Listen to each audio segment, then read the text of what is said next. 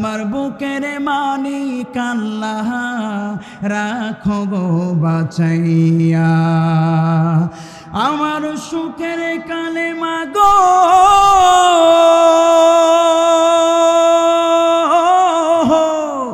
আমার সুখের কালেমা গো বাঁচাইতে দুই নয়ন, কোথায় গেলে পাবো মাগো এমন আপনজনে হায়রে, কোথায় গেলে পাবো মাগো এমন আপনজন।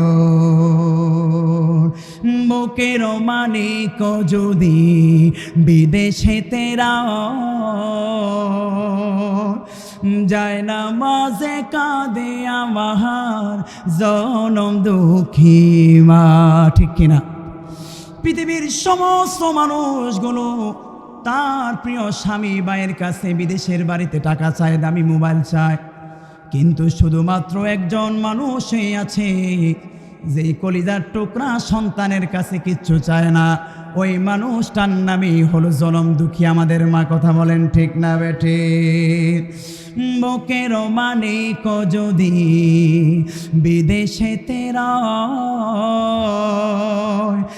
যায় না মাঝে কাঁদে আমার জনম দুঃখী মা, চোখের পানি চাইরা কাঁদে মাগো, চোখের পানি চাইরা কাঁদে মাগো বাসাইতে দুই নয়ন, কোথায় গেলে পাবো মাগো এমন আপনজনে হায়রে, কোথায় গেলে পাবো মাগো এমন আপনজন। এজন্যই বিশ্বনবী মুহাম্মদ মুস্তাফা সাল্লাল্লাহু আলাইহি ওয়াসাল্লাম পৃথিবীর সমস্ত মানুষদেরকে লক্ষ্য করে বললেন, ও দুনিয়ার মানুষেরা, এই যে তোমরা তাফসীরুল কোরআনের মাহফিলে বসে বসে আমি রব্বুল আলামিনের প্রশংসা বাক্য আলহামদুলিল্লাহ উচ্চারণ করলাম, সেই আলহামদুলিল্লাহর কেমন দাম তোমরা কি জানো?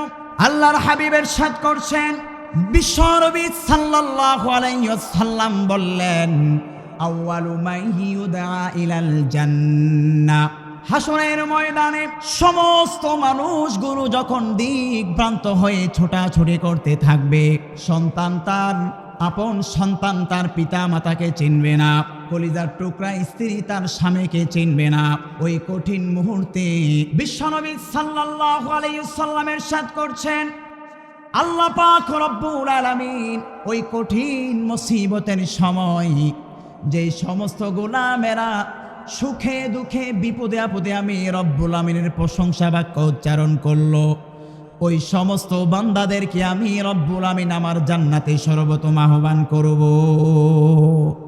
সুতরাং সকলেই ওই জান্নাতের প্রথম সারিতে আমরা যেতে চাই তো ইনশাআল্লাহ।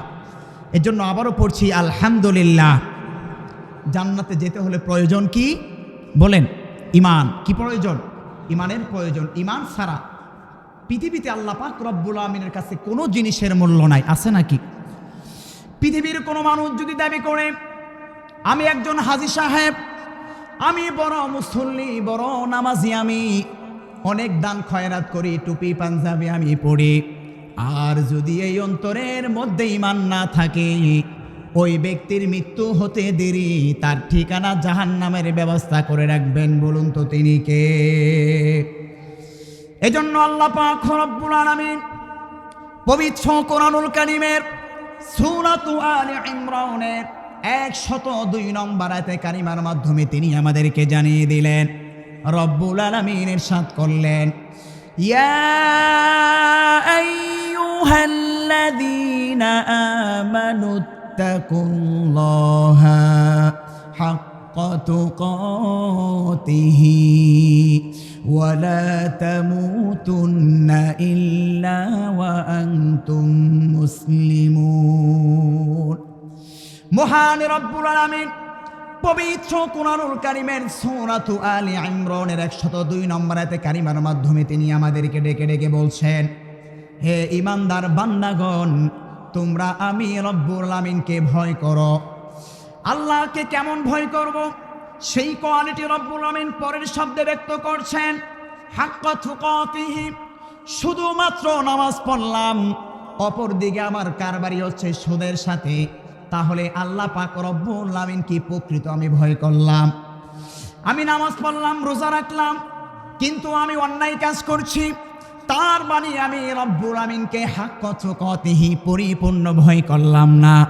এজন্যই তো রব্বুল আমিন ইমানদার বান্দাদেরকে ডেকে ডেকে বলছেন, আমানুত্তাকুল্লাহা হাক্কা তুকাতিহি, তোমরা আমি রব্বুল আমিনকে পরিপূর্ণ ভয় করো, ভয় করার মতো ভয় করো। এজন্য প্রিয় ভাইয়েরা আমার, আর সেই ভয়টা কখন আসবে?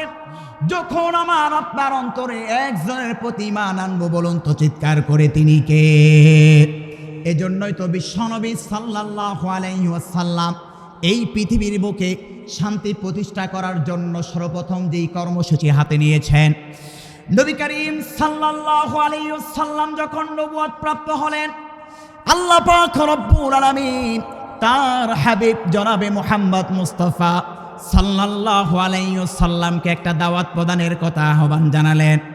হাবিব রে, আপনি সেই মক্কার মানুষদেরকে জানিয়ে দিন, কুলু লা ইলাহা ইল্লাল্লাহু তুফলিহুন। হে আমার মক্কাবাসীরা, তোমরা শুধুমাত্র বলো আল্লাহ ছাড়া পৃথিবীর কোনো মধ্যে আর কোনো ইলাহ নাই। এই বাক্যটুকু যদি তোমরা মনে প্রাণে বিশ্বাস করতে পারো, এই কথার প্রতি যদি তোমরা ঈমান আনতে পারো, তুফলিহুন, তোমরা দুনিয়া এবং আখিরাতেও সফল কাম হয়ে যাবে। এই জন্য বিশ্বনবী সাল্লাল্লাহু আলাইহি ওয়াসাল্লাম এই পৃথিবীর মধ্যে শান্তি প্রতিষ্ঠার লক্ষ্যে সর্বপ্রথম যেই কর্মসূচি হাতে নিলেন, আল ঈমানু বিল্লাহ। চিৎকার করে বলতে হবে, আমরা ঈমান আনবো একজনের প্রতি। বলুন তো তিনি কে? এজন্য আল্লাহ পাক রব্বুল আমিন পবিত্র কোরআনুল কারীমের মাধ্যমে জানিয়ে দিচ্ছেন, আমিনু বিল্লাহি ওয়া রাসূলিহি ওয়া আনফিকু মিম্মা জাআলাকুম মুস্তাখলাফিনা ফি। এক নম্বর, আমার গোলামেরা তোমাদের প্রতি আদেশ রইল, তোমরা আমি রব্বুল আমিন এবং আমার হাবিব মুহাম্মদ সাল্লাল্লাহু আলাইহি ওয়াসাল্লামের প্রতি ঈমান আনো, এবং আমি রব্বুল আমিন তোমাদেরকে যে সম্পদের মাঝে প্রতিনিধিত্ব করেছি, মুস্তাখলাফিনা ফি ফাল্লাযীনা আমানু মিনকুম ওয়া আনফাকু লাহুম আজরুন কাবীর। ওই সম্পত্তিগুলো তোমরা রব্বুল আমিনের প্রতি ব্যয় করো। আর যারা এক নম্বরে আমি রব্বুল আমিনের প্রতি ঈমান আনতে পারবে, দুই নম্বরে আল্লাহর রাস্তায় ব্যয় করতে পারবে, এমন সব মুত্তাকি পরহেজগার ঈমানদার বান্দাদের জন্য রয়েছে মহাপুরস্কার। তার মানে নবী করিম সাল্লাল্লাহু আলাইহি সাল্লাম এই পৃথিবীর মধ্যে শান্তি প্রতিষ্ঠার লক্ষ্যে এক নম্বরে যেই কর্মসূচি হাতে নিয়েছিলেন, চিৎকার করে বলতে হবে আল ঈমানু বিল্লাহ। ঈমান আনবো কার উপর? পৃথিবীর কোনো মানুষের প্রতি আমরা ঈমান আনবো না। আল্লাহ ছাড়া পৃথিবীর কোনো মানুষের প্রতি আমরা মাথা ঝুঁকাবো না। আমরা সব সময় সদা মাথা ঝুঁকাবো একজনের প্রতি। চিৎকার করে বলতে হবে তিনি কে? কিন্তু আফসোস, পরিতাপের বিষয়, সমাজের কি চিত্র! 5 ওয়াক্ত নামাজ পড়ে মসজিদে গিয়ে যখন আজান হয়ে যায়, ওই নামাজি মুসল্লিটাই আবার দেখা যায় এমন অনেক পীরের দরবারে যায়, বাবার দরবারে গিয়ে কপালটা টাকায় এমন পীর সাহেব বাংলার এই জমিনের মধ্যে আছে না নাই? পিরিগিরি আর মাজান পূজা চলছে দেশটা জুড়িয়া, সেরে কি আর ভণ্ডামিতে গে দেশটা গেছে বরিয়া। কথা বলেন ঠিক না বেঠে? পিরিগিরি আর মাজার পূজা চলছে দেশটা জুড়িয়া, সেরে কি আর ভণ্ডামিতে গে দেশটা গেছে বরিয়া। গাজার কলকে টান মারিয়া, গাজার কলকে টান মারিয়া, হায়রে দেখাই বাবার শান। ওরা শিক্ষিত শয়তান, ওরা শিক্ষিত শয়তান। এমন কিছু শিক্ষিত ভণ্ড বাবা বাংলার এই জমিনের মধ্যে আছে না নাই? আমি কি এমন কিছু ভণ্ড বাবার দরবারের নাম বলবো? আপনারা কি রাগ করবেন? ওই খাজা ফরিদপুরের আট্রসি বাবার দরবার নাম শুনেছেন আপনারা? খাজা আট্রসি বাবা ফরিদপুরের সেই আট্রসির দরবারের জনপ্রিয় একটা গান, যেই গানটা সকলেই কম বেশি আমরা সকলেই শুনে থাকি। এই গানটা আমরা কানে কানে মজায় মজায় শুনি, অথচ যেই মাইজ ভান্ডারের গান আমরা শুনি, যেই আট্রসি দরবারের গান আমরা শুনি, এইগুলো শোনা যদি আমি আপনি অন্তরে বিশ্বাস স্থাপন করি, সঙ্গে সঙ্গে আমার আপনার ঈমান চলে যাবে। কথা বলেন ঠিক না ঠিক? অনেকেই বলবেন হুজুর আমাদের উপর অপবাদ দিচ্ছেন। যারা মনে মনে ভাবছেন আমাদের উপর অপবাদ দিচ্ছেন, তাদেরকে প্রমাণ রেখেই তাদের একটা শান আমি শোনাচ্ছি। জীবন নামের নাহুবা সাইলামে, শুনছেন তো আপনারা? এটা হলো আট্টুসির জনপ্রিয় একটা গান। জীবন নামের নাহুবা সাইলামে খাজা তরে নামে আহামারে লইয়া যাউরে বহুদিনার পানে। আছে না নাই? প্রিয় ভাইয়ের আমার, জীবন নামের নাহুবা সাইলাম খাজা তোর নামে জোরে সুরে বলেন নাউজুবিল্লাহ। এই যে সাহারপাড়ার এই জমিনের মধ্যে আমরা বসলাম, আমাদের জীবনটা বাঁচাবো একজনের নামে চিৎকার করে বলতে হবে তিনি কে। কিন্তু কোনো বাবা কিংবা কোনো বাবার দরবারে শিল্পী যদি বলে জীবন নামের নাও বাসাইলাম খাজা তোরে নামে, তাহলে ওই ব্যক্তির ঈমান আছে না গেছে? তাহলে বলতে হবে জীবন নামের নাও বাসাইলাম আল্লাহ তোমার নামে, ঠিক কিনা? শুধু তাই নয়, ওই শিল্পী বলছে আমারে লইয়া যাও রে মদিনার পানে। নাউজুবিল্লাহ পড়বেন না? এই যে সাহারপাড়ের পুরুপাড়া বাইতুল আমান জামে মসজিদের মাঠ প্রাঙ্গণে বসে আছি, এখান থেকে আমাকে আপনি গাইবের মাধ্যমে যিনি ওই কামনিওয়ালা মদিনাওয়ালার মধ্যে নিয়ে যেতে পারেন, বলুন তো তিনি কে? এখন যদি বাবাকে বলি বাবা আমারে কামনিওয়ালা মদিনাওয়ালা নিয়ে যাও, শিরিকের গুনাহ হবে কি হবে না? এই জন্য প্রিয় ভাইয়েরা বলছিলাম, বাংলার এই জমিনকে দুই শ্রেণীর বাবা ধ্বংসের দ্বারা পাম্পে নিয়ে যাচ্ছে। এক হচ্ছে খাজা বাবা, আর এক হচ্ছে ইয়াবা বাবা। খাজার নামের শেষেও বাবা, আবার ইয়াবার নামের শেষেও বাবা। মিল আছে না নাই? দুই বাবাই ধ্বংস করছে মুসলমানদেরকে, কথা বলেন ঠিক না বেঠে? এক বাবা নষ্ট করছে সরল মনা মুসলমানদের ইমানকে। এই সমস্ত দরবারের মাধ্যমে যারা সাজদা করে, আর যেই সমস্ত দরবারের মাধ্যমে ঘোষণা দেওয়া হয় আমার দরবারে বছরে বছর একটা উরুস হবে, আর ওই উরুসের মধ্যে যদি তুমি এরকমভাবে নাজরানা পেশ করতে পারো গরু ছাগল, তাহলে এক ছাগলের বিনিময়ে তোমার জন্য জান্নাত, এমন ভণ্ড দরবার আছে না নাই? আরেক বাবা নষ্ট করছে আমার আপনার কলিজার টুকরা সরলমনা যুবক ভাইদেরকে। এই সমস্ত ইয়াবার মাধ্যমে আজকে আগামীর বাংলাদেশের যেই যুবক ভাইয়েরা রয়েছে, যাদের নেতৃত্বে আসার কথা ছিল সংসদের আইন, কিন্তু আজকে সেই সমস্ত যুবক ভাইয়েরা ইয়াবায় আসক্ত হয়ে, মদে আসক্ত হয়ে, ফেন্সিডির আসক্ত হয়ে আজকে যুবকরা এরকম চিপাই চাপাই ঘুরছে, কথা বলেন ঠিক না বে ঠিক? এই জন্য এই সাহারপাড় সূর্যপুর খাদ্যরকে আমরা ইয়াবা মুক্ত চাই, কথা বলেন ঠিক না বে ঠিক? সুখ মুক্ত দেখতে চাই, কথা বলেন ঠিক না বে ঠিক? প্রিয় ভাইয়েরা আমার, যেই কথাটা বলছিলাম, আল্লাহর হাবিব বিশ্বনবী মুহাম্মদ মুস্তাফা সাল্লাল্লাহু আলাইহি ওয়াসাল্লাম পৃথিবীর মধ্যে শান্তি প্রতিষ্ঠার লক্ষ্যে এক নম্বরে যেই কর্মসূচি বাস্তবায়ন করলেন, মনে আছে তো আপনাদের? ঈমান আনবো কার উপর? আল্লাহ সারা পৃথিবীর আর কারো কাছেই মাথাকে আমরা নত করতে পারি না। প্রিয় ভাইয়েরা আমার, এই জন্য রব্বুল আলামিন সূরাতু আলে ইমরানের 102 নম্বরাতে কারিমার মাধ্যমে তিনি আমাদেরকে জানিয়ে দিলেন, আহারে মুখে মুখে ঈমান আনলাম কিন্তু মুসলমান হতে পারলাম না, তাহলে কি এই ঈমান কোনো কাজে আসবে? শুধুমাত্র মুখে মুখে ঈমান আনলেই কাজ হবে না, মুসলমানও হওয়া লাগবে। আল্লাহ পাক রব্বুল আমিন তার হাবিব মুহাম্মদ সাল্লাল্লাহু আলাইহি সাল্লামের মাধ্যমে যত কাফের মুশরিকদেরকে দাওয়াত প্রদানের প্রতি ওহী নাজিল করলেন, কোথাও আল্লাহ তাআলা কাফেরদেরকে বলে নাই যে তোমরা কি হয়ে যাও, মুমিন হয়ে যাও তোমরা, বরং বিশ্বনবী সাল্লাল্লাহু আলাইহি সাল্লামের মাধ্যমে আল্লাহ তাআলা সর্বত্রই বলছেন তোমরা মুসলিম হয়ে যাও। কারণ ঈমান এবং মুসলমানের মধ্যে পার্থক্য আছে। ঈমানের মধ্যে পার্থক্য এবং ইসলামের মধ্যে পার্থক্য হচ্ছে, ঈমান হচ্ছে ইকরার বিল লিসান, ঈমানটা হচ্ছে আভ্যন্তরীণ বিষয়। আমরা সকলেই মনে মনে আমরা বিশ্বাস করি আল্লাহ ছাড়া পৃথিবীর মধ্যে আর কোনো মাবুদ নাই, ঠিক কিনা? এটা হচ্ছে ঈমানের বিশ্বাস। কিন্তু আর মুসলমান ইসলাম কাকে বলা হয়? ইসলাম বলা হয় অন্তরেও বিশ্বাস স্থাপন করলাম এবং মুখের মাধ্যমেও বাহ্যিকভাবে অঙ্গ প্রত্যঙ্গের মাধ্যমেও আল্লাহ পাক রব্বুল আমিনের বিধানাবলীকে আমরা প্রতিষ্ঠা করলাম। তাহলে ঈমান হলো আভ্যন্তরীণ বিষয়, অন্তরের বিষয়। আর মুসলমান তথা ইসলাম হচ্ছে অন্তর এবং বাহ্যিক বিষয় আমলের মাধ্যমে প্রকাশ করতে হয়। এজন্যই আল্লাহ পাক রব্বুল আমিন সূরাতু আলে ইমরানের 102 নম্বর আয়াতে কারিমার মাধ্যমে জানিয়ে দিলেন, ইল্লা ওয়া আনতুম মুসলিমুন, হে ইমানদার বান্দাগণ, তোমরা তাকওয়া অবলম্বন করো এবং তোমরা মুসলমান ব্যতীত মৃত্যুবরণ করিও না। এখন ঈমান আনলাম কিন্তু আমল করলাম না, তাহলে আমাদের ঠিকানা জান্নাত না জাহান্নাম?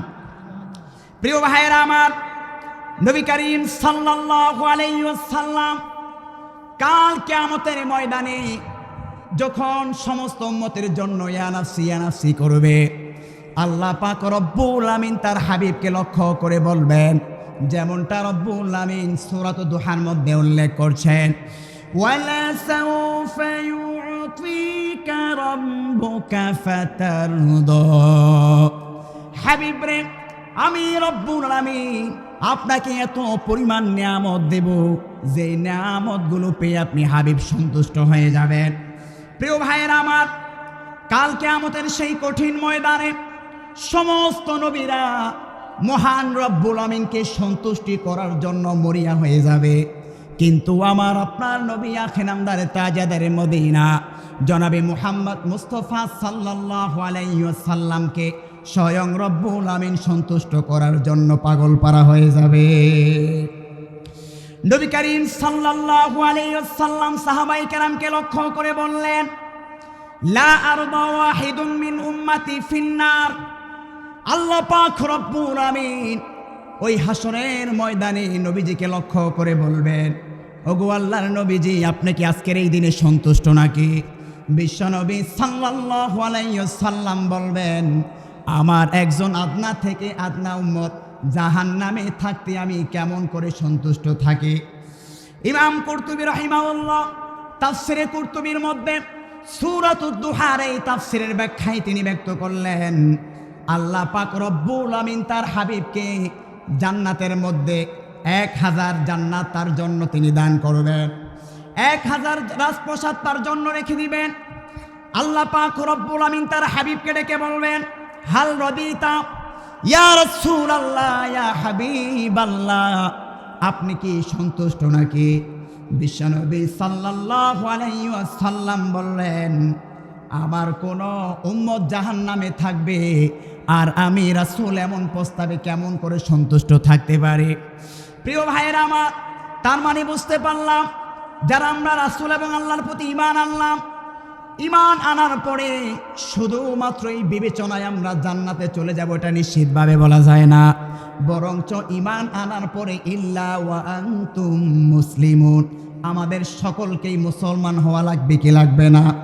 কারণ ঈমান হচ্ছে অন্তরের বিশ্বাস, আর মুসলমান তথা ইসলাম এই শব্দের ব্যাখ্যা হলো অন্তরেও বিশ্বাস স্থাপন করতে হবে, অঙ্গ প্রত্যঙ্গের মাধ্যমে আমলের মাধ্যমে পরিপূর্ণ ঈমানের মধ্যে প্রবেশ করতে হবে।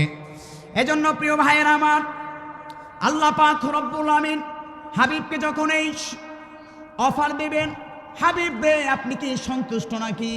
হাবিব যখন বলবেন, না গো আল্লাহ, আমার একটা উম্মত জাহান্নামে থাকবে, এতে করে আমি কেমনে রাজি হই? মহান রব্বুল আমিন তখন জাহান্নামের মালিক ফেরেশতাকে ডেকে ডেকে বলবেন, রে জাহান্নামের ফেরেশতা মালিক, তোমারকে আমি রব্বুল আমিন অর্ডার দিচ্ছি, আমার হাবিব মুহাম্মদ মুস্তাফা সাল্লাল্লাহু আলাইহি ওয়াসাল্লামের যত উম্মত রয়েছে, যাদের আমলের মধ্যে শিরিক বেদাত এবং কুফরের কোনো চিহ্ন মাত্র না থাকে, এমন সব উম্মতদেরকে সকলকেই তুমি জান্নাতের মধ্যে প্রবেশ করিয়ে দাও। আমরা সকলে ওই জান্নাতের মধ্যে প্রবেশ করতে চাই তো ইনশাল্লাহ। তাহলে প্রথমেই ঈমান আনতে হবে কার ওপর?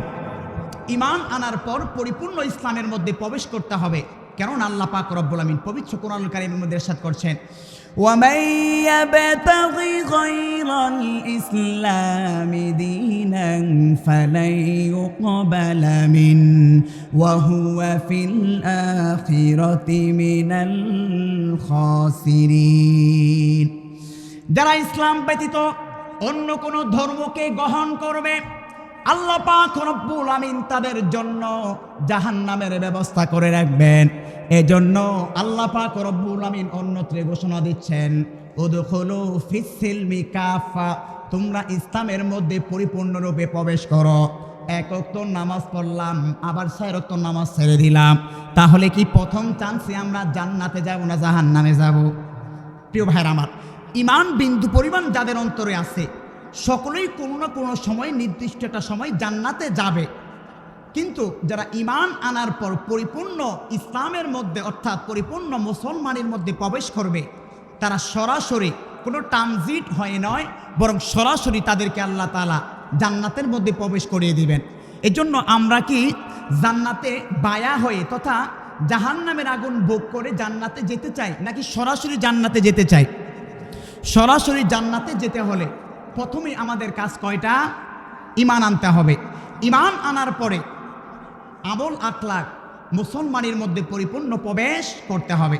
প্রিয় ভাইয়ের আমার, এই জন্য আল্লাহ পাক রব্বুল আমিন সূরাত আলে ইমরানের 102 নম্বর আয়াতে কারিমের মধ্যে জানিয়ে দিচ্ছেন, হে ঈমানদার বান্দাগণ, প্রথমেই তোমরা ঈমান আনো এবং আমি রব্বুল আমিনকে ভয় করো এবং তোমরা মুসলমান ব্যতীত মৃত্যুবরণ করিও না।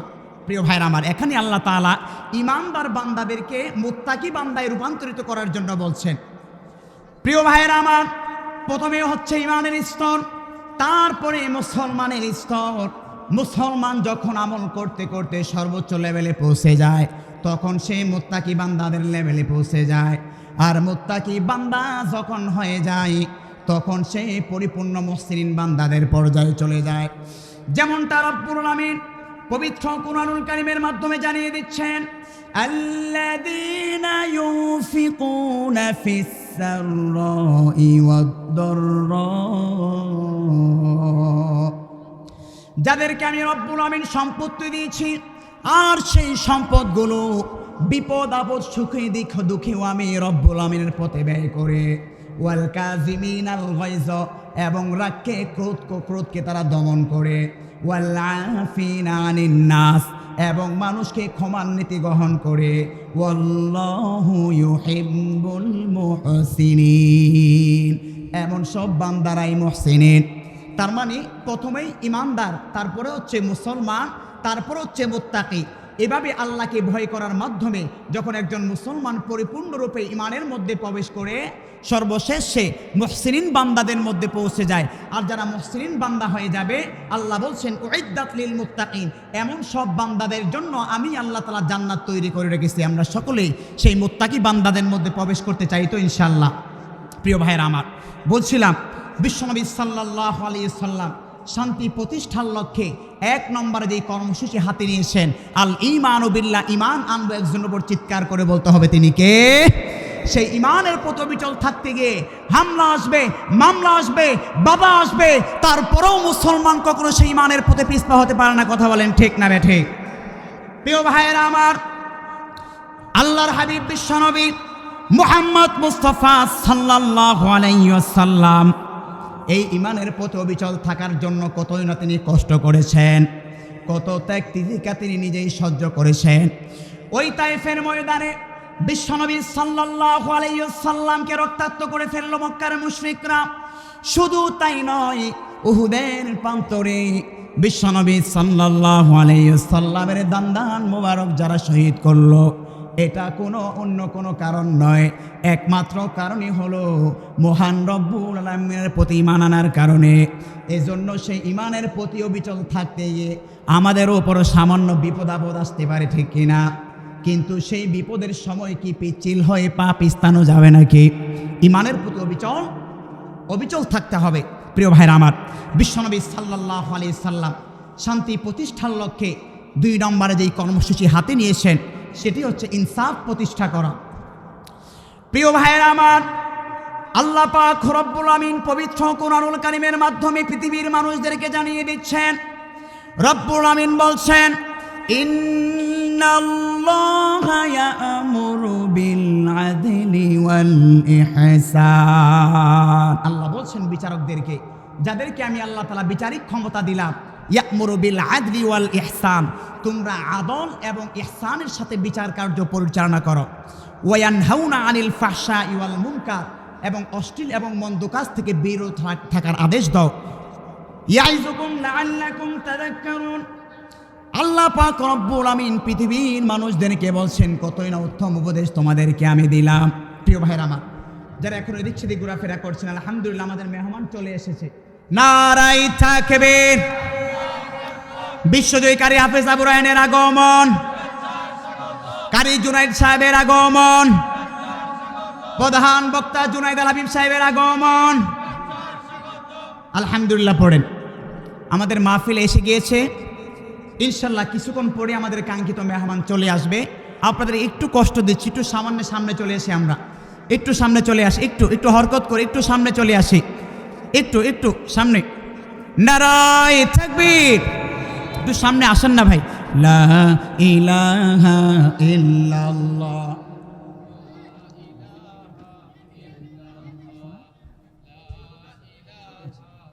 একটু সামনে আসেন, একটু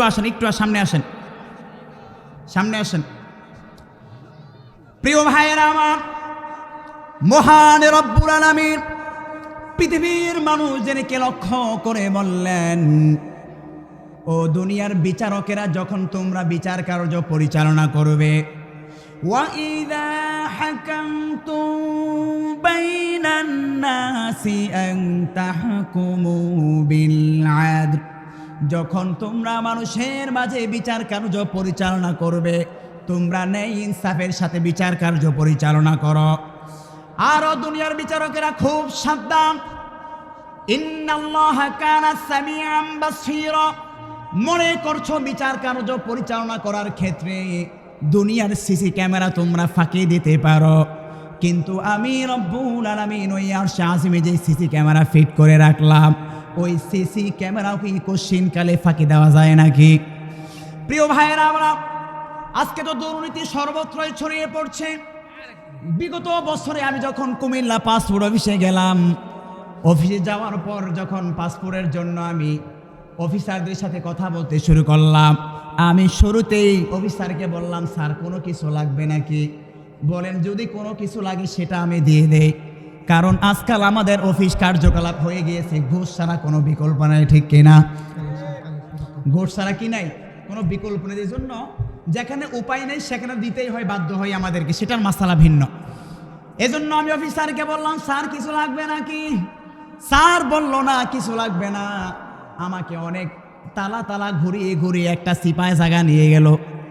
যাওয়ার পরে আমি বললাম কি ব্যাপার?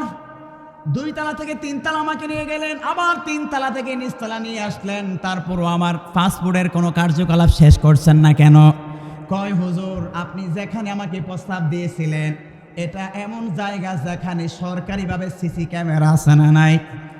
যদি সেখানে আপনি আমাকে দিতেন তাহলে আমার চাকরি এখানেই শেষ। হুজুর, এখন আপনাকে যে সিঁড়ির সিপাই আপনাকে নিয়ে আসলাম, এখানে সিসি ক্যামেরা আমরা পর্যবেক্ষণ করে দেখলাম এখানে নাই, এই জন্য এখানে আপনাকে নিয়ে আসলাম, এবার দেন।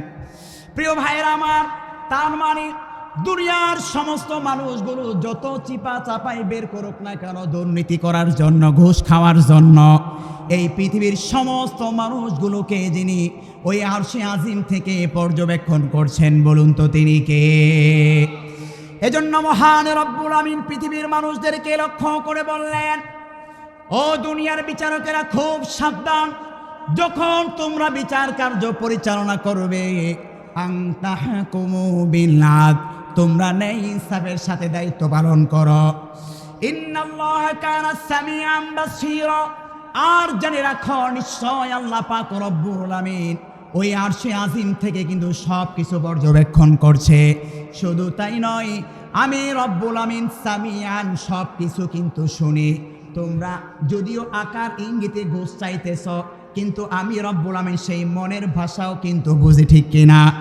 এজন্য প্রিয় ভাইয়েরা আমার, দুনিয়ার বিচারকদেরকে রব্বুল আমিন সাবধান করে দিচ্ছেন, আমি রব্বুল আমিন তোমাদেরকে বিচারিক কার্যের ক্ষমতা দান করলাম। ক্ষমতা পেয়ে যারা মানুষের প্রতি অন্যায় করো, যারা জুলুম করো, যারা শোষণের রাজনীতি মানুষের ওপর চাপিয়ে দাও, সেই কঠিন মুসিবতে কিন্তু আমি রব্বুল আমিন তোমাদের জন্য বিচার কার্য রেডি করে রাখছি। দুনিয়ার ক্ষমতা পেয়ে যারা সেই ফিলিস্তিনি মানুষদের উপর হামলা করছো, দুনিয়ার ক্ষমতা পেয়ে বিগত শাসন আমলে যারা আলেম ওলামাদেরকে নির্যাতন করেছ, যারা ধর্মপান মানুষদের উপর আক্রমণ করেছ, আমি রব্বুল আমিন কিন্তু ওই আরশে আজিম এমন মিজানের পাল্লা দাঁড় করাবো, দুনিয়ার মিজানের পাল্লা যদিও তোমরা বেঁচে যাও, কিন্তু ওই আরশে আজিমের মিজানের পাল্লা থেকে কিন্তু কেউ বাঁচতে পারবে না, ঠিক কিনা? সুতরাং যারা বিগত শাসন আমলে আলেম ওলামাদেরকে অন্যায় অবিচারভাবে জেলখানার মধ্যে বন্দী করে রেখেছিল, আপনারা সকলেই জানেন, এদেশের দল মত নির্বিশেষে আমার বিশ্বাস এদেশে যারা বিভিন্ন রাজনীতি করেছে, আওয়ামী রাজনীতিতে যারা জড়িত ছিল, আমার বিশ্বাস দল মত নির্বিশেষে এদেশের একজন আলেমকে সকলেই ভালোবাসতো। লক্ষ কোটি মানুষের হৃদয়ের স্পন্দন আল্লামা দেলোয়ার হোসেন সাঈদী, কথা বলেন ঠিক না ঠিক? সেই আল্লামা দেলোয়ার হোসেন সাঈদীকে বিনা কারণে যারা দীর্ঘ একটি যুগের পর জেলখানায় বন্দী করে রেখেছে, নিঃসন্দেহে কাল কিয়ামতের ময়দানে আল্লাহ পাক রব্বুল আমিন তাদের বিচার করবে, কথা বলেন ঠিক না ঠিক? যারা 5 মে হত্যাকাণ্ড চালিয়ে নবী প্রেমিকদেরকে হত্যা করেছে তাদেরও বিচার সেদিন আল্লাহ তাআলা করবেন, কথা বলেন ঠিক না ঠিক? প্রিয় ভাইয়ের আমার, এই জন্য আল্লাহ পাক রব্বুল আমিন সমস্ত বিচারকদেরকে লক্ষ্য করে বলছেন, হে দুনিয়ার বিচারকেরা, তুমি রাশিয়ার ক্ষমতা পেয়ে সেই ফিলিস্তিনের মুসলমানদের উপর হত্যা কার্য চালাচ্ছ। আপনারা সকলেই জানেন সেই নেতানিয়াহু প্রায় 40 থেকে 50 হাজার নারী পুরুষ হত্যা করেছে। শুধু তাই নয়, আমাদের বাংলাদেশে যাকে ইতিমধ্যে লেডি ফেরাউন হিসাবে ঘোষণা দেওয়া হয়েছে, সেই লেডি ফেরাউনের নেতৃত্বে হাজার হাজার লক্ষ লক্ষ মুসলমানদেরকে হত্যা করা হয়েছে, কথা বলেন ঠিক না ঠিক? সুতরাং 1400 বছর পূর্বে যেই ফেরাউনের কথা আল্লাহ পাক রব্বুল আমিন কুরআনুল কারীমে ইরশাদ করেছেন, সেই ফেরাউনও এই লেডি ফেরাউনের কাছে যদি তার কাছে ফোন থাকতো, তাহলে আমার মনে হয় এই ফেরাউনের কাছে ফোন করতো, আহারে আমি যে হত্যাকাণ্ড চালাইছি আমার জমানায় মাত্র 30,000 মারছি আমি ফেরাউন, আর তুমি লেডি ফেরাউন ক্ষমতা পেয়ে প্রায় লক্ষাধিক মানুষকে হত্যা গুম করেছ, তোমার কাছে আমি তাওবা করছি, কথা বলেন ঠিক না ঠিক? প্রিয় ভাইয়ের আমার, এই জন্য ক্ষমতা পেয়ে মানুষের প্রতি জুলুম করা যাবে, অন্যায় করা যাবে। সুতরাং পিছন থেকে আমাদের সকলকে শিক্ষা নিতে হবে। যারা সামনে নেতৃত্বে আমরা আসব, যদি পিছন থেকে আমরা শিক্ষা না নেই, সে উতবা, সাইবা, আবু জাহেল, ফেরাউনদের থেকে আমাদেরও ভবিষ্যৎ এরকম হতে পারে, কথা বলেন ঠিক না ঠিক? এজন্য প্রিয় ভাইয়েরা আমার, রাগ করলেন নাকি আপনারা যে আমাদের ছেলে আবার কি বলে ফেললো না ফেললো? আমি কিন্তু কোনো পলিটিক্সে জড়িত না। এই যে আল্লাহ তাআলা কথা বলার যোগ্যতা দিয়েছেন, যদি সত্য কথা না বলি তাহলে আল্লাহ তাআলা কিন্তু আমাকেও পাকড়াও করবেন। আল্লাহ বলবেন, এই মেম্বারে বসে বসে শুধুমাত্র জিলাফির কথাই বললা, কিন্তু মানুষের প্রতি অন্যায় করা হলো, মানুষের প্রতি জুলুম করা হলো, নবী প্রেমিকদের প্রতি অন্যায় বিচার করা হলো, তোমার এই হকের আওয়াজ কোথায় ছিল? সেদিন আমারও জবাবদাহি করতে হবে কি হবে না? প্রিয় ভাইয়ের আমার, এজন্য আল্লাহ পাক রব্বুল আমিন বলছেন, ওয়া ইযা হাকামতুম বাইনান নাসি আন তাহকুমু বিল আদল। হে দুনিয়ার বিচারকেরা, যখন তোমরা মানুষের মাঝে বিচার কার্য পরিচালনা করবে, ন্যায় ইনসাফের সাথে তোমরা বিচার কার্য পরিচালনা করো। আর জেনে রাখো, এই বিচার কার্য পরিচালনা করার ক্ষেত্রে আমি আল্লাহ তাআলা যে ওই আরশে আজিম থেকে পর্যবেক্ষণ করছি, এটা কিন্তু তোমরা মনে প্রাণে ঈমান রাখিও। প্রিয় ভাইয়েরা আমার, এজন্য বিশ্বনবী সাল্লাল্লাহু আলাইহি সাল্লামের কাছে এক কুরাইশ বংশের বিচার নিয়ে আসা হলো।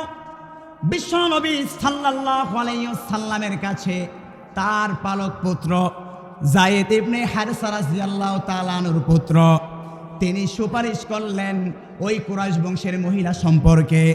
বললেন, ইয়া রাসূলুল্লাহ, যেই বংশের ব্যাপারে অভিযোগ আসা হলো, এই বংশের যদি আপনি হাত কেটে দেন তাহলে কুরাইশ বংশের তো আর মান ইজ্জত থাকে না। অনেক সময় হয় না, বিচারকের মাথায় যাকে বসিয়েছি, ঘটনা কমে বিচার করতে গিয়ে বাতিজায় জড়িত, এখন বিচারকের মাথায় বসতে কি আর করবে? ঘুরিয়ে ফিরে কোনো রকম একটা বিচারের রায় দিয়ে দেয়, এমন মানুষ আছে না নাই? তো বিশ্বনবী সাল্লাল্লাহু আলাইহি সাল্লাম তার কাছেও এমন একটা বিচার আসলো, কুরাইশ বংশের বিচার। আমরা সকলেই জানি, গোটা পৃথিবীর মধ্যে সবচাইতে সম্ভ্রান্ত পরিবারের নাম হচ্ছে কি? কুরাইশ বংশ। সেই কুরাইশ বংশের এক মহিলা চুরি করেছে। এখন সাহাবায়ে কেরাম টেনশনে পড়ে গেলেন যে আহারে, এই কুরাইশ বংশের মহিলা চুরি করেছে, এখন নবী যদি হাত কেটে দেয় তাহলে আমাদের তো নাক কাটা যাবে। এজন্য বিশ্বনবী সাল্লাল্লাহু আলাইহি সাল্লামের কাছে বিশ্বনবী সাল্লাল্লাহু আলাইহি সাল্লামের পালক পুত্র যায়েদ ইবনে হারেসা রাদিয়াল্লাহু তাআলা আনহুর ছেলে ওসামা রাদিয়াল্লাহু তাআলা আনহু সুপারিশ নিয়ে আসলেন। তিনি বললেন, ইয়া রাসূলুল্লাহ, যেই কুরাইশ বংশের মহিলা চুরি করেছে, এই চুরির বিচারের ক্ষেত্রে কোনো প্রকার শিথিলতা করা যায় কিনা? বিশ্বনবী সাল্লাল্লাহু আলাইহি ওয়াসাল্লাম তিনি ধমকের সুরে সাহাবায়ে কেরামদেরকে লক্ষ্য করে বললেন, আতাশফাউ ফি হাদ্দিন মিন হুদুদিল্লাহ, রে উসামা, তুমি কি আমাকে এমন বিষয়ে সুপারিশ করছো যেটা আল্লাহ পাক রব্বুল আমিনের হদ, যেই হদের ব্যাপারে আমি রাসূল এদিক সেদিক করার কোনো সুযোগ নাই। বিশ্বনবী সাল্লাল্লাহু আলাইহি ওয়াসাল্লাম সাহাবায়ে কেরামকে জানিয়ে দেন স্পষ্টভাবে, লাউ আন্না ফাতিমাতা বিনতা মুহাম্মাদিন সারাকাত লাকাতাতু ইয়াদাহা। রে আমার সাহাবীরা, আমার মেয়ে ফাতেমাও যদি চুরি করে তাহলে আমি রাসূলের বিচার হবে ফাতেমার হাত কেটে দেওয়া। সুবহানাল্লাহ পড়বেন না? সেই রাসূল আমাদের মাঝে এমন সুন্দর দৃষ্টান্ত স্থাপন করে গেলেন, কোনো স্বজন প্রীতি নাই। প্রিয় ভাইয়ের আমার, বিশ্বনবী সাল্লাল্লাহু আলাইহি সাল্লাম 2 নম্বরে যেই কর্মসূচি হাতে নিয়েছেন শান্তি প্রতিষ্ঠার লক্ষ্যে, সেটা হচ্ছে ন্যায় ইনসাফ প্রতিষ্ঠা করা। আজও যদি আমরা এই সমাজের মাধ্যমে ন্যায় ইনসাফ প্রতিষ্ঠা করতে পারি, আশা করা যায় সমস্ত দুর্নীতি, চুরি, রাহাজারি দূর হয়ে যাবে। কথা বলেন ঠিক না বেঠিক? কিন্তু সেই দুর্নীতি, সেই আহাজারি, সেই অন্যায় অবিচার দুনিয়ার কোনো তন্ত্রমন্ত্র দিয়ে সম্ভব? দুনিয়ার কোনো তন্ত্রমন্ত্র দিয়ে মানুষের অন্তরে ভয় ঢোকানো যায় না। মাউন্টেন দিয়ে মানুষের অন্তরে ভয় ঢোকানো যায় না। শুধুমাত্র মানুষের অন্তরে ভয় ঢোকে একমাত্র কোরআনের ভয় যদি আমরা ঢোকাতে পারি। এজন্য শুরুতেই আমি বলেছি, কোরআনের আলো শুধু ঘরে ঘরে জ্বাললে হবে না, কোরআনের আলো আগামীতে সংসদেও জ্বালতে হবে। কথা বলেন ঠিক না বেঠে? কারণ হচ্ছে, যদি কোরআনের আলো ঘর থেকে সংসদ পর্যন্ত আমরা না নিয়ে যেতে পারে, তাহলে এক সরকার যাবে, আরেক সরকার আসবে, আবারও সেই লাউ কদু যেই কদু আসবে। কিন্তু যদি আমরা কোরআনকে সংসদ পর্যন্ত নিয়ে যেতে পারি, কোরআন বলছে ওয়াসসারিকু ওয়াসসারিকাতু ফাকতাউ, যে ব্যক্তি চুরি করবে তার হাত কেটে দাও। আর কোরআনের এমন একটা আইন যদি আমরা পৃথিবীর মধ্যে প্রতিষ্ঠা করে দেখাতে পারি, আমার বিশ্বাস কোশ্চিনকালেও বাংলার জমিনে আর চুরির ঘটনা ঘটবে না। কথা বলেন ঠিক না বেঠে? প্রিয় ভাইয়েরা আমার, এজন্য আল্লাহ পাক রব্বুল আমিন গুটিয়া মানুষদেরকে লক্ষ্য করে বললেন, তোমরা জমিনের মধ্যে, আমি আল্লাহর জমিনের মধ্যে আমার বিধানকে তোমরা প্রতিষ্ঠা করো। প্রিয় ভাইয়েরা আমার, আমরা সকলে একটু সামনে চলে আসি। আমাদের প্রধান বক্তা, প্রধান আকর্ষণ চলে আসতেছে ইনশাআল্লাহ। নারায়ে তাকবীর! একটু সামনে আসি, একটু সামনে আসি, একটু সামনে চলে আসি। প্রিয় ভাইয়েরা আমার, এই জন্য বিশ্বনবী সাল্লাল্লাহু আলাইহি সাল্লাম পৃথিবীর মধ্যে শান্তি প্রতিষ্ঠার লক্ষ্যে কর্মসূচি নিয়েছেন কয়টা? 5টা। নাম্বার 1, ঈমান আনতে হবে কার উপর? নাম্বার 2, ঈমান আনার পর যখন সেই ঈমান ভিত্তিক সমাজ হয়ে যাবে, সেই সমাজের মধ্যে ইনসাফ প্রতিষ্ঠা করতে হবে। আর ইনসাফ প্রতিষ্ঠা সম্ভব কেবলমাত্র একমাত্র বিচারিক কার্য তথা কোরআনকে ক্ষমতা বলে বলিয়ান করার মাধ্যমে। কারণ কোরআনকে যদি আমি ক্ষমতায়, রাষ্ট্র ক্ষমতায় না নিয়ে যেতে পারি, এক সরকার আসবে, আরেক সরকার যাবে, কিন্তু এই কোরআনকে বিদ্যাঙ্গুলি দেখে তারা কোরআনের বিরুদ্ধে আচরণ করবে। কথা বলেন ঠিক না বেঠিক? প্রিয় ভাইয়েরা আমার, বিশ্বনবী সাল্লাল্লাহু আলাইহি ওয়াসাল্লাম শান্তি প্রতিষ্ঠার লক্ষ্যে 3 নম্বরে যেই কর্মসূচি হাতে নিয়েছেন, পরস্পরের মাঝে ভালোবাসা বৃদ্ধি করা। আমরা তো ভালোবাসা বৃদ্ধি করি না, পরস্পরের হিংসা বাড়াই, ঠিক কিনা? আমি অমুক দলের, অমুক দলের, আছে না নাই? এখন বাংলাদেশে আবার নতুন এক ফেতনা বের হয়েছে, তাবলিগ জামাতে। নাম শুনছেন আপনারা? তাবলিগ জামাত নামটা শুনলে ছিলেন না? 3 দিনের চিল্লা, 41 দিনের চিল্লা, অনেক মাশাআল্লাহ, তাদের মাধ্যমে অনেক মানুষ হেদায়েতের পথে এসেছে। আজকে ঢাকা বাংলাদেশের রাজধানীর মধ্যে লক্ষ লক্ষ আলেম ওলামাদের তত্ত্বাবধানে যে ওলামা মাশায়েখ সম্মেলন হয়েছে, সেই সম্মেলন থেকে স্পষ্ট জানিয়ে দেওয়া হয়েছে, এদেশে দাওয়াত ও তাবলীগ চলবে একমাত্র ওলামায়ে কেরামের নেতৃত্বে। কথা বলেন ঠিক না বেঠিক? কারণ হচ্ছে, যেই দলের মধ্যে আলেম শূন্য থাকবে, ওই দল কখনো ইসলামিক দল হতে পারে না, ওই দল কখনো দাওয়াত ও তাবলীগের দল হতে পারে না, ওই দল হবে ব্যক্তি পূজারীদের দল। কথা বলেন ঠিক না বেঠিক? আপনারা সকলেই জানেন, বিগত কয়েক বছর পূর্বে সেই টঙ্গী তুরাগ তীরে এই সাবিয়ানি গ্রুপ, যারা ভারতের তাবলীগের প্রধান আমির, যে নিজেকে আমির হিসাবে ঘোষণা দিয়েছে, অথচ কোরআন হাদিসের মূল ফর্মুলা হচ্ছে যে আমির হবে সে কখনো নিজেকে আমির হিসাবে ঘোষণা দিতে পারবে না, বরঞ্চ মজলিসের শুরার মাধ্যমে আমির নির্বাচিত হবে। কিন্তু সেই তাবলীগের স্বঘোষিত বাড়িতে তিনি নিজেকে আমির হিসেবে ঘোষণা দিয়ে ব্যক্তি পূজারী তাকে লিপ্ত করেছে। এজন্য আলেম ওলামা এবং তার মাধ্যমে অসংখ্য তাবলীগ বিরোধী কাজ যখন হয়েছে, আলেম ওলামারা তাকে চেয়েছিল সংশোধনের মাধ্যমে সঠিক পথে আনতে, কিন্তু তারা পেশি শক্তি দেখিয়ে সেই টঙ্গী তুরাগ তীরে বেশ কয়েক বছর পূর্বে আপনারা সকলে দেখেছেন কিভাবে আলেম ওলামাদেরকে রক্তরঞ্জিত করেছে। কথা বলেন ঠিক না বেঠিক?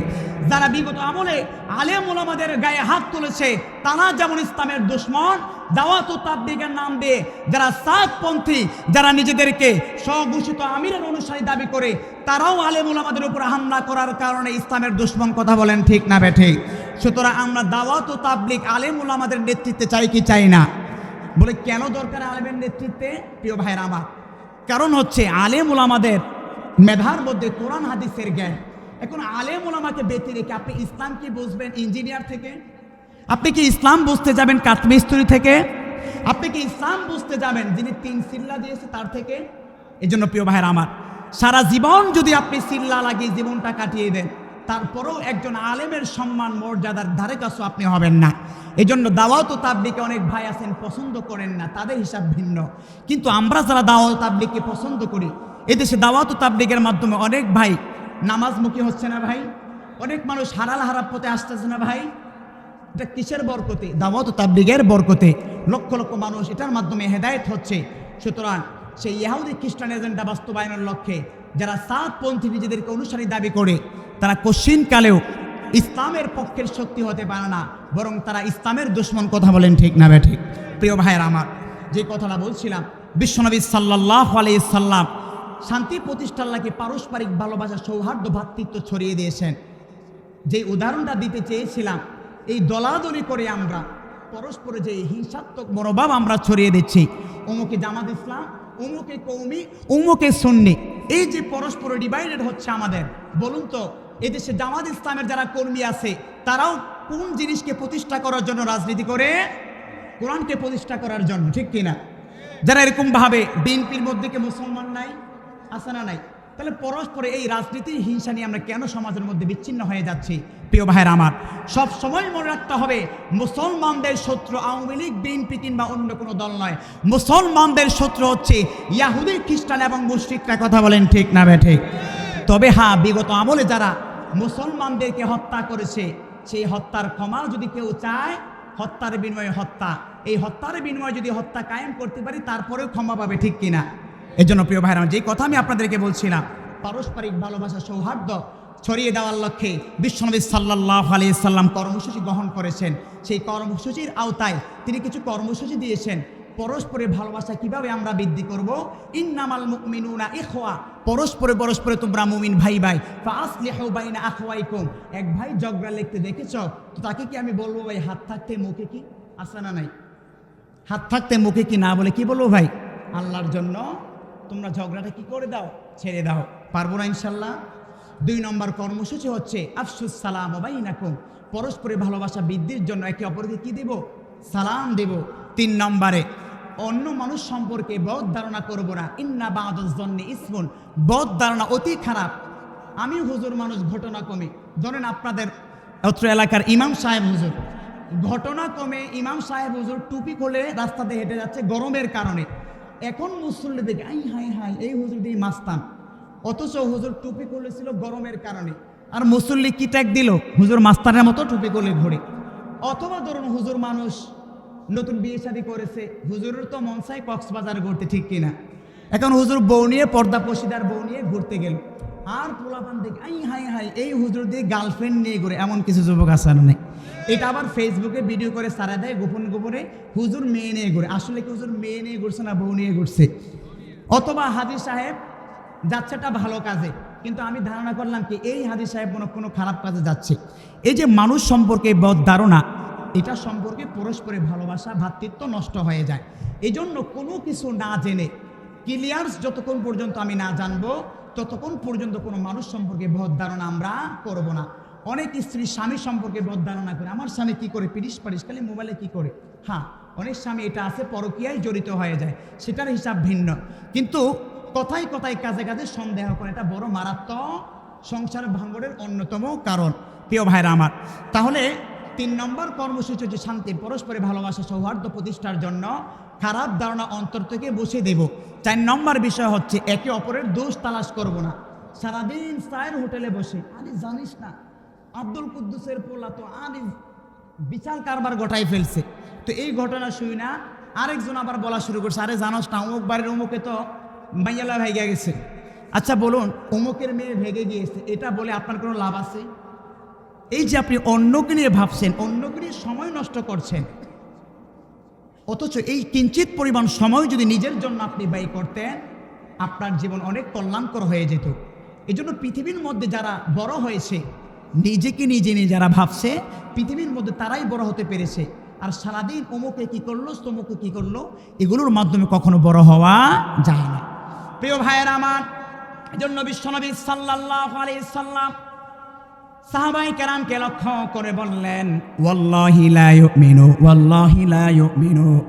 নবীজি 3 বার সাহাবায়ে কেরামকে লক্ষ্য করে বললেন, কোশ্চিনকালেও তোমরা মুমিন হতে পারবে না। যান যেই মুমিনের মাধ্যমে অপর মুমিন কষ্ট পায়, সে কখনো মুমিন হতে পারবে না। আমাদের হাতে, আমাদের অন্তরে, আমাদের কথার মাধ্যমে মানুষ কষ্ট পায় কি পায় না, এজন্য কষ্ট দেওয়া যাবে না। প্রিয় ভাইয়েরা আমার, আমাদের কাঙ্ক্ষিত মেহমান চলে এসেছে আলহামদুলিল্লাহ। আপনারা জানেন সকলে যে এই মসজিদের উদ্যোগ আজকের এই মাহফিল, সাহারপাড় পূর্বপাড়া বায়তুল আমান জামে মসজিদ। আপনারা সকলেই দেখেছেন এই মসজিদটা কিছু কাজ কালাপ বাকি আছে। এই কাজের জন্য আপনাদের মাঝে আমি কিছু হাত বাড়িয়ে দেব। আপনারা দিতে ইনশাল্লাহ প্রস্তুত থাকবেন তো ইনশাল্লাহ? হ্যাঁ, নাকি চলে যাবেন? উঠে চলে যাবেন? চলে যাওয়া যাবে। এই মসজিদ আলহামদুলিল্লাহ আপনারা সকলে ইতিহাস জানান এই মসজিদের। সাহারপাড় পূর্বপাড়া বায়তুল আমান জামে মসজিদ, সর্বপ্রথম আমার বাম পাশেই আমার সম্মানিত বাবা বসে আছে, ওনার মাধ্যমেই এই মসজিদটুকু আলহামদুলিল্লাহ এই পর্যন্ত হয়েছে। এবং অত্র এলাকার যুব সমাজ যেভাবে একজন ইমাম সাহেবের ডাকে সাড়া দিয়ে অল্প কয়েকদিনের ব্যবধানে এই মসজিদটুকু করেছে, এর দ্বারাই প্রমাণিত হয় সাহারপাড়ের মানুষ পারে না এমন কিছু নাই, ঠিক কিনা? প্রিয় ভাইয়ের আমার, যেহেতু মসজিদটুকু এতটুকু পর্যন্ত এসেছে, মসজিদের মুসল্লিদের সুন্দরভাবে নামাজ আদায় করার জন্য এখনও কিছু কাজ বাকি আছে। অজুখানা, গোসলখানা, এই বিষয়গুলো বাকি আছে। তো আপনাদের কাছে একটু বিনীত অনুরোধ করছি, এই গোসলখানা এবং অজুখানা আমাদের ইমাম সাহেবের হুজরাখানা উপরে নিয়ে যাওয়ার প্রয়োজন। কে আছেন যে একটু অজুখানার জন্য 5 ওয়াক্ত নামাজ মুসল্লিরা পড়বে, এটা কি সওয়াব কম না বেশি ভাই? এই যে নামাজ পড়ার জন্য মসজিদে মুসল্লিরা প্রবেশ করবে, যেই অজুখানার মধ্যে প্রবেশ করবে, এটা গুরুত্বপূর্ণ একটা বিষয় না ভাই? অনেকে মাইন্ড সেট আপে রাখে যে ঘড়িটা আমি দেব, কারণ ঘড়ির মধ্যে সৌজন্য আমার নামটা দেখা যায়, বাচ্চারা নাই। যাই হোক, সৌজন্য যেটাই দেন। অনেকে চিন্তা করে সবগুলো ফ্যান আমি দেব, অনেকে চিন্তা করে আমি মাইক্রোফোনটা দেব, যেহেতু হুজুর শুক্রবারে বয়ান করে। অনেকের চিন্তা ফিকির এরকম থাকে। মসজিদের কোনো কাজেই আসলে অগুরুত্বপূর্ণ না, প্রত্যেকটা কাজেই গুরুত্বপূর্ণ। এই সব কিছুর চাইতে গুরুত্বপূর্ণ কাজ হচ্ছে অজুখানা, বাথরুম এবং ইমাম সাহেবের কামরা, ঠিক কিনা? ইমাম সাহেব 5 ওয়াক্ত নামাজ পড়ান, তার রুমটা যদি সুন্দর হয় মন মাইন্ডটা ফ্রেশ থাকবে। আর যদি গরমে মরে যায়, কোনো রকম নামাজ পড়িয়ে পিছন দিক দিয়ে চলে আসবে। আর যদি অজুখানা ঠিকঠাক না থাকে, কোনো রকম অজু করে মসজিদে ঢুকে আর মানুষদেরকে বকাঝকা করবে, আর এই এলাকায় আসলাম, অজুখানা গোসলখানা ভালো না। এই জন্য কে আছেন যে এই নির্মাণ কাজের জন্য ইনশাল্লাহ কে দেবেন? যে ইনশাল্লাহ 10,000 টাকা আমি দেব। একটু কয়েকজন দেখতে চাই, 10,000 টাকা। নামাজ পড়ার জন্য কি শর্ত বলেন? নামাজ পড়ার জন্য কি শর্ত? অজু শর্ত। এটা কি গুরুত্বপূর্ণ ভাই? অনেকে ঘড়ি দেওয়ার জন্য, অনেকে মাইক দেওয়ার জন্য কত লাফালাফি, কিন্তু এটার গুরুত্ব যদি কেউ বুঝে যে অজুখানা, আরে ঘড়ি অজু করে ঢুকলে না ঘড়ি দেখবে, ঠিক কিনা? তো অজুখানা অনেক গুরুত্বপূর্ণ। রাস্তার পাশে অসংখ্য মুসল্লি এখানে আসে, অনেক মুসাফির এখান দিয়ে যাতায়াত করে, তারা সামান্য মুখটুকু যদি ধোয়, আপনারা সকলেই জানেন মুসাফিরের দোয়া আল্লাহ তাআলা কি দেয় না? ফিরিয়ে দেয় না। তো মুসাফিরও যদি মুখটুকু ধোয়, আপনার জন্য সওয়াব হবে না ভাই? এই জন্য কে আছেন ইনশাল্লাহ এই অজুখানার জন্য এবং বাথরুমের জন্য যে কাজ চলছে, এবং ইমাম সাহেবের হুজরাখানার জন্য 10,000 টাকা ইনশাল্লাহ আমি দেব। কে আছেন? একটু দেখতে চাই একজনকে। মসজিদের জন্য লোক দেওয়া টাকা দেওয়ার লোক খুঁজে পাওয়া যায় না, সুদের জন্য টাকা দেওয়ার লোক পাওয়া যায় সাহার পাড়ের মধ্যে। কথা বলেন ঠিক না বেঠে? আফসোস পরিতাপের বিষয়, আপনারা সকলেই জানেন বিগত কয়েকদিন পূর্বে সাহারপাড়, সূর্যপুর এবং আশপাশের এলাকারা মিলে মাদক বিরোধী একটা সমাবেশ আমরা করেছি। আমরা আপনাদেরকে আজকের এই মাহফিলের মাধ্যমে স্পষ্ট জানিয়ে দিতে চাই, সাহারপাড়ের মানুষ আমরা যতদিন আছি অত্র এলাকাকে সুদ মুক্ত এবং ইয়াবা মুক্ত রাখার সংকল্প আমরা করেছি। কথা বলেন ঠিক না বেঠিক? যারা সরাসরি ইয়াবার সাথে জড়িত আপনারা কি হয়ে যান? ভালো হয়ে যান। অনেক মাসুদ কিন্তু ভালো হয়ে গেছে বিগত, যারা লাফালাফি করছে এতদিন। এখন পর্যন্ত যারা ভালো হওয়ার লক্ষণ দেখা যাচ্ছে না, আপনারা ভালো হয়ে যান, নিজে ভালো হবেন, সমাজ ভালো থাকবে। এই ইয়াবার মাধ্যমে যারা যুব সমাজকে ধ্বংস করছেন, আপনাদেরকে হাত জোর করে বলছি, আপনাদের সন্তানদের ব্যাপারে অ্যালার্ট থাকেন। এই ইয়াবা সমাজ নষ্ট করে, পরিবার নষ্ট করে, রাষ্ট্রকে নষ্ট করে ফেলে। পাশাপাশি আরেকটা যে জিনিস নষ্ট করে সেটা হচ্ছে সুদ। আফসোস পরিতাপের বিষয়, মসজিদের জন্য টাকা খুঁজলে পাওয়া যায় না, সুদের জন্য টাকা খুঁজতে দেরি 1,25,000 টাকা দিতে দেরি হয় না। কথা বলেন ঠিক না বেঠিক? আমরা জানি কারা কারা এই সুদে টাকা দেন। আল্লাহর অন্তর যদি ভয় না থাকে ভাই, কোনো কাজ হবে না এই টাকা পয়সা দিয়ে। বিশ্বনবী সাল্লাল্লাহু আলাইহি সাল্লাম এই সুদের ব্যাপারে মারাত্মক 10টা শাস্তির ঘোষণা দিয়েছেন। শুনবেন আপনারা? শুনবেন ইনশাআল্লাহ? প্রিয় ভাইয়েরা আমার, বিশ্বনবী সাল্লাল্লাহু আলাইহি ওয়াসাল্লাম জানিয়ে দিচ্ছেন, যারা সুদের সাথে সরাসরি জড়িত, আল্লাহ পাক রব্বুল আলামিন এমন বান্দাদের জন্য যুদ্ধের ঘোষণা দিয়ে দিলেন।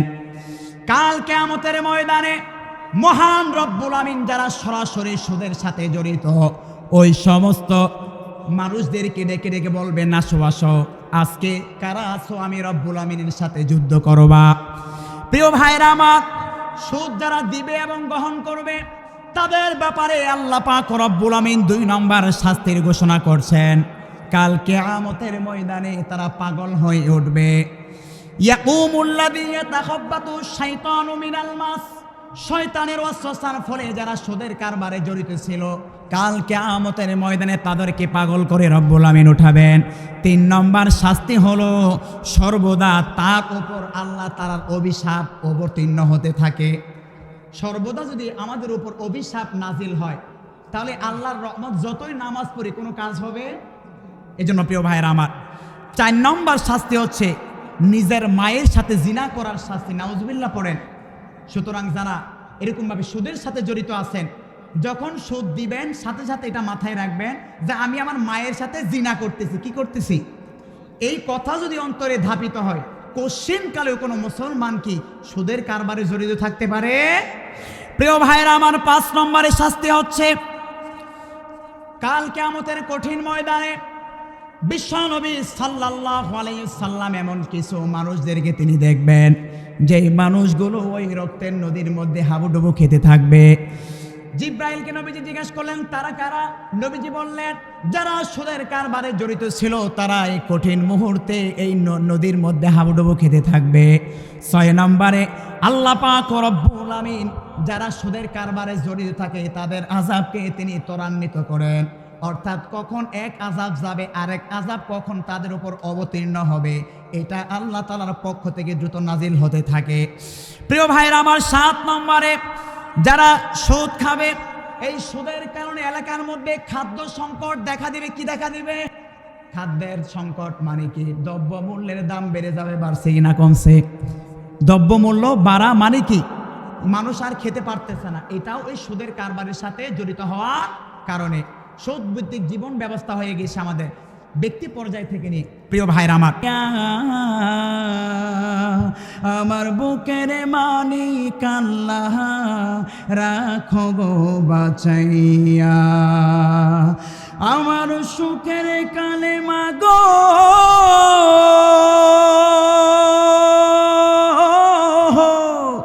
আমার সুখের কালেমা গো বাসাইতে 2 নয়ন, কোথায় গেলে পাবো মাগো এমন আপনজন, হায়রে কোথায় গেলে পাবো মাগো এমন আপনজন। বুকের মানিক যদি বিদেশে তেরা যায় না মাঝে কাঁদে আমার জনম দুঃখী মা। ঠিক কিনা? পৃথিবীর সমস্ত মানুষগুলো তার প্রিয় স্বামী ভাইয়ের কাছে বিদেশের বাড়িতে টাকা চায়, দামি মোবাইল চায়, কিন্তু শুধুমাত্র একজন মানুষই আছে যেই কলিজার টুকরা সন্তানের কাছে কিচ্ছু চায় না। ওই মানুষটার নামই হলো জনম দুঃখী আমাদের মা। কথা বলেন ঠিক না বেঠে? বুকের মানিক যদি বিদেশে তেরা যায় না মাঝে কাঁদে আমার জনম দুঃখী মা।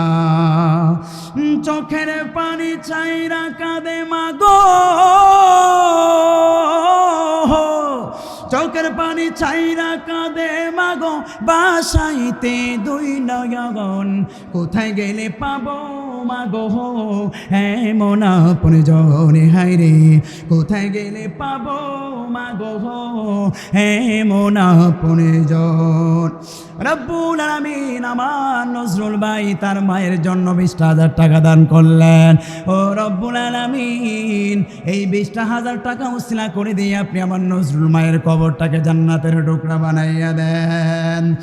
আর কে আছেন এই মসজিদের উন্নয়নের কাজে মাত্র 5,000 টাকা দান করব? 20,000ও লাগবে না, 10,000ও লাগবে না, মাত্র 5,000। যেহেতু আজকের মাহফিলের প্রধান আকর্ষণ বিশ্বজয়ী হাফেজদের উস্তাদ আমার বাজান মুফতি আব্দুল কাইয়ুম মোল্লা উপস্থিত হয়ে গিয়েছেন। ওনার ছাত্র বিশ্বজয়ী হাফেজ কারি আবু রায়হান আমার বন্ধু কারি জুনাইদ আল হাবিব উপস্থিত হয়ে গিয়েছেন। কাজে বেশি সময় নেওয়া আপনাদের আর ধৈর্যের পরীক্ষা নিতে চাচ্ছি না। কে আছেন যে 5,000 টাকা এই মসজিদের জন্য দেব? মাত্র কয়েকজন লোক দেখতে চাই 5,000 টাকা। আহারে যেই মা বাবাকে কেন্দ্র করে এত টাকা পয়সার মালিক হলাম, ওই মা বাবাকে কেন্দ্র করে কি একটা টাকাও দিতে মন চায় না। 5,000 টাকা না পারেন মাত্র 4,000 টাকা দান করেন। কে আছেন?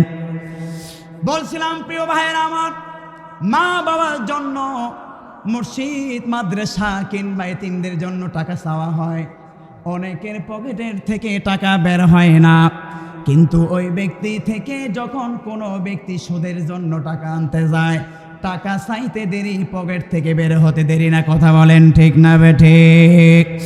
বলছিলাম প্রিয় ভাইয়েরা আমার, সুদ যারা খাবে এবং দিবে তাদের 7 নম্বরে শাস্তি হলো সুদখোরের পেট বিশাল বড় সর্প হয়ে আবিষ্কার হবে কাল কিয়ামতের ময়দানে। 8 নম্বরে শাস্তি হলো বিশ্বনবী সাল্লাল্লাহু আলাইহি ওয়াসাল্লাম জানিয়ে দিলেন, যারা জীবনে সুদ খাবে তাদের জীবনটাও যিনি ধ্বংস করে দিবেন, বলুন তো তিনি কে? 10 নম্বরে যারা সুদকে বেশি বেশি গ্রহণ করবে এবং সুদের সাথে জড়িত থাকবে, আল্লাহ পাক রব্বুল আমিন তাদের ঠিকানা জাহান্নামে দেওয়া আল্লাহর উপর অবিধারিত। আমরা কি জাহান্নামে যেতে চাই না জান্নাতে যেতে চাই? জান্নাতে যেতে হলে আল্লাহর রাস্তায় ব্যয় করার দরকার আছে না নাই? কে আছেন 4,000 টাকা দান করব? মাত্র 4,000 টাকা, মাত্র 4,000 টাকা। কেউ নাই? আহারে আফসোস। 3,000 টাকা দেখতে চাই। কে আছেন? 3,000 টাকা, মাত্র 3,000 টাকা। আলহামদুলিল্লাহ আমাদের এলাকাবাসী দিয়েছে, অনেকেই নাম লিখিয়েছে। আপনারা যারা বাহিরের আছেন আপনারাও যেন এই কাজে অংশগ্রহণ করেন, এই জন্য মূলত কালেকশনটা। কে আছেন যে ইনশাল্লাহ মা বাবার জন্য ইনশাল্লাহ আমি কিছু টাকা দান করব? কথা বলেন ঠিক না ঠিক? কাজে একটা জোরে সোরে তাকবীর দেন। যারা বাহিরে আছে চলে গিয়েছে, আমরা এদেরকে একটু প্রমাণ করে দিতে চাই যে সাহারপার মাহফিল আলহামদুলিল্লাহ ঠিকঠাক মতো চলছে। পারবেন তো ইনশাল্লাহ? রেডি আছেন তো ইনশাল্লাহ? দেখি কারা কারা যুবক আছেন একটু আমার মতো হাত তোলেন। বিবাহিত কারা কারা আছেন দেখি হাত তোলেন। আমি এখন বিবাহিত, পড়েন আলহামদুলিল্লাহ। তো বিবাহিতরা প্রথমে একটু তাকবীর ধ্বনি দেন। ইনশাল্লাহ পারবেন না? নারায়ে তাকবীর। কিরে তুইও বিবাহ করছিস নাকি? অবস্থা দেখছেন পোলা ভাই, বলছি বিবাহিতরা তাকবীর দিতে, পোলা পানে দেই তাকবীর। আচ্ছা যুবক ভাইরা রেডি তো ইনশাল্লাহ? গলাটা একটু কাশি দেয়ালন, ঠিক আছে যাওয়ার সম্ভাবনা। রেডি ইনশাল্লাহ? দেখি কার আওয়াজ বেশি। নারায়ে তাকবীর। বিবাহিত অবিবাহিত সকলে একই সুরে একই কণ্ঠে আজকে এই সাহারপাড়ের পূর্বপাড়া বাইতুল আমান জামে মসজিদের মাঠ প্রাঙ্গণ থেকে আমরা গোটা বিশ্ববাসীকে প্রমাণ করে দিতে চাই যে এই বাংলার জমিনে আজও তাকবীরের ধ্বনি আছে। নেই শুধু তারা যারা কোরআনের মাহফিলকে বাধা প্রদান করেছে। কথা বলেন ঠিক না বেঠে? নারায়ে তাকবীর। আল কোরআনের আলো ঘরে ঘরে জালো, আলেম ওলামা যেখানে, নারায়ে তাকবীর। পড়েন আলহামদুলিল্লাহ। আর একটু আওয়াজ করে পড়ছি আলহামদুলিল্লাহ। একটু হাত তোলেন কারা কারা 50% শুনে চলে যাবেন। একজন তুলছে হাত। 80% শুনে কারা কারা চলে যাবেন। নারায়ে তাকবীর। মাশাআল্লাহ। জুস কে রাত হুশ রাখনা চাহে। তো যখন বললাম 50% কিছু লোক হাত উঠাইছে। যখন আরেকটু জুসের সাথে বললাম 80% আরো কিছু মানুষ পাওয়া গেছে। আমরা কি 50% শুনবো না 80% শুনবো বলেন তো? বোঝে নাই কি করে নাই বোঝে নাই। মাশাআল্লাহ। কয় পার্সেন্ট শুনবো?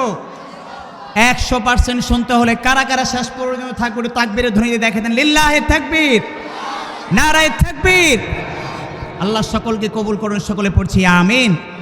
একটু লারা খাওয়ানে অনেকে আসতেছে, পড়েন আলহামদুলিল্লাহ। কয় লারা না খাইলে পাবলিক বোঝে না। কি বোঝে না? যাই হোক, লারি শেষ। এখন চলবে কি? তাফসিরের লারা। কি লারা চলবে? তাফসিরের লারা শুনবেন তো ইনশাল্লাহ? পড়েন আলহামদুলিল্লাহ।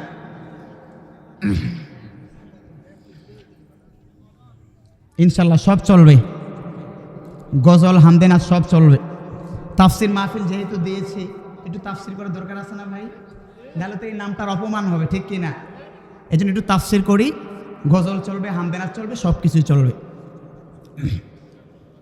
ইন্নাল হামদালিল্লাহি নাহমাদুহু ওয়া নাস্তাঈনুহু ওয়া নাস্তাগফিরুহু ওয়া নাউযু বিল্লাহি মিন শুরুরি আনফুসিনা। কিও মুরব্বিদের ওঠা বসা করতেছে, ঘটনা কি? এতক্ষণ নিয়ত করলে 100% শুনে যাবে, এখন দিয়ে ওঠা বসা, ঘটনাটা কি? ইনশাআল্লাহ আমাদের কাঙ্ক্ষিত মেহমান আসবে, একটু তাফসীর শুনবেন না আপনারা? তো ওঠা বসা কেন করছেন? একটু মনোযোগ দিয়ে বসেন না, একটু দেখেন না কি হয় আজকের মাহফিলটায়।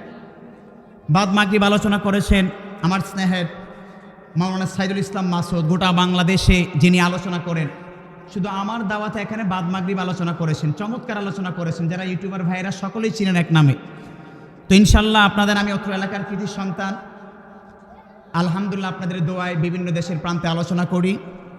এটা একান্ত আমার বাম পাশে আমার সম্মানিত বাবা, যিনি অত্র সাহারপাড় পূর্বপাড়া বাইতুল আমান জামে মসজিদের সম্মানিত ইমাম ছিলেন, তিনি বসা। আমার মা বাবার দোয়া এবং আপনাদের সকলের দোয়ায় আলহামদুলিল্লাহ আমি ছোট মানুষ, সারা বাংলাদেশে আলোচনা করি। এখন আপনারা যদি একটু ওঠা বসা করেন তাহলে আমার খুব মনে কষ্ট পাবো। এই জন্য ওঠা বসা করবেন ইনশাল্লাহ। সকলে বসবেন তো ইনশাল্লাহ? পরে ইনশাআল্লাহ। ইন্নাল হামদালিল্লাহি নাহমাদুহু ওয়া নাস্তাঈনুহু ওয়া নাস্তাগফিরুহু ওয়া নাউযু বিল্লাহি মিন শুরুরি আনফুসিনা ওয়া মিন সাইয়্যাতি আ'মালিনা। من يهد الله فلا مضل له ومن يضلل فلا هادي له أي فلا تجد له وليا مرشدا. ونشهد أن لا إله إلا الله وحده لا شريك له لا شبه له ولا شبيه له لا ولد له ولا والد له وهو الواحد الفرد الصمد لم يلد ولم يولد ولم يكن له كفوا أحد ونشهد أن سيدنا وسندنا ونبينا وشفيعنا ومولانا محمدا عبد الله ورسوله أرسله الله تعالى بالحق بشيرا ونذيرا وداعيا إلى الله بإذنه وسراجا وقمرا منيرا فقد قال الله سبحانه وتعالى في كلامه المجيد وفي فرقانه الحميد সকলে আওয়াজ ছেড়ে আমার সাথে সাথে পড়ুন أعوذ بالله من الشيطان الرجيم بسم الله الرحمن الرحيم ولسوف يعطيك ربك فترضى وقال تعالى في آية أخرى إن الله وملائكته يصلون على النبي يا أيها الذين آمنوا صلوا عليه وسلموا تسليما اللهم صل على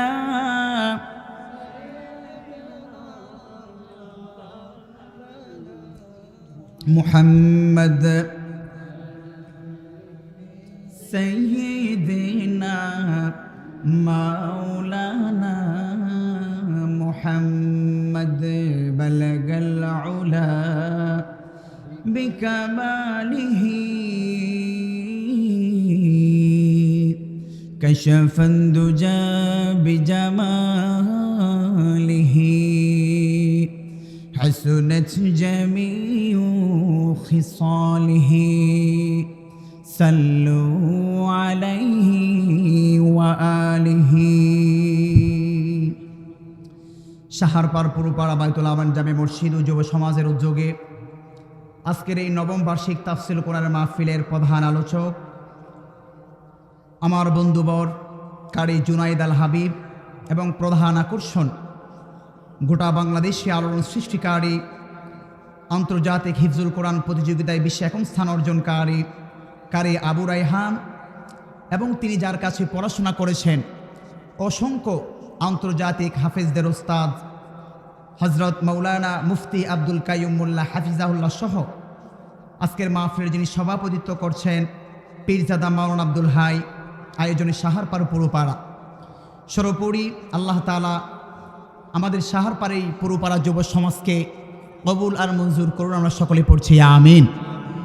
সম্মানিত প্রিয় ভাইয়েরা, যে আল্লাহ পাক রব্বুল আলামিন মাগরিবের পর থেকে আকাশের যে একটা মেঘাচ্ছন্ন ছিল সেই পরিবেশ থেকে যিনি এই আকাশটা এখন পর্যন্ত শান্ত রেখেছেন সেই মহামনিবের দরবারে অন্তরের অন্তঃস্থল থেকে হৃদয়ের সবটুকু ভালোবাসা নিংড়িয়ে সকলেই সমস্বরে সুউচ্চ কণ্ঠে একবার চিৎকার করে পড়ছি আলহামদুলিল্লাহ। আর একটু আওয়াজ করে পড়ছি আলহামদুলিল্লাহ। আমরা প্রশংসা করলাম কার? সব সময় প্রশংসা করব কার? প্রশংসা করলে নিয়ামতের বাড়ি দ্বারা যিনি বাড়িয়ে দেন বলুন তো তিনি কে? কেউ যেটা পারে না সেটা পারেন কে? কেউ যেটা দেখে না সেটা দেখেন কে? কেউ যেটা শুনো না সেটাও শুনুন, একজন চিৎকার করে বলতে হবে তিনি কে। সেজন্য সেই মহামনিবের দরবারে বেশি বেশি প্রশংসাও করার দরকার আছে না নাই? কিন্তু আসলে আমরা অল্পতেই হতাশ হয়ে যাই। আর আমাদের ঘরে যাদের মহিলা আছে এদের তো অভিযোগের শেষই নাই। মানে সামান্য চুন খসতে নুন পড়লেই বলে আমার এটা নাই ওটা নাই, ঠিক কিনা? কিন্তু আল্লাহ তাআলা অভিযোগকারী বান্দাদেরকে কখনোই পছন্দ করেন না। আল্লাহ তাআলা যারা শুকর গুজার এদেরকে সবচাইতে বেশি পছন্দ করেন। এজন্য কারা কারা আছেন মসজিদের জন্য একটু দান করুন। নারায়ে তাকবীর, নারায়ে তাকবীর, তাকবীর দাও।